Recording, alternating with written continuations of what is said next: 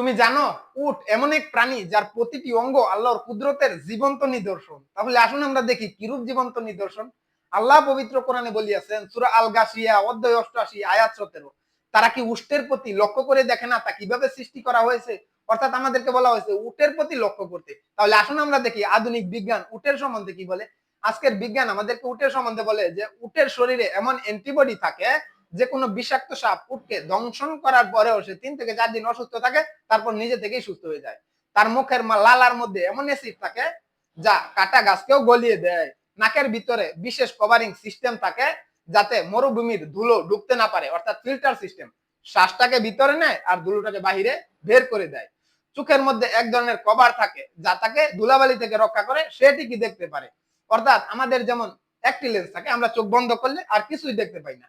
উটের আছে 2টি লেন্স, অর্থাৎ যেটাকে প্রাকৃতিক চশমা বলা হয়। উট যখন মরুভূমির বুকে চলে তখন অনেক সময় সেখানে ধুলি জ্বর হয়, ধুলাবালির জ্বর হয়।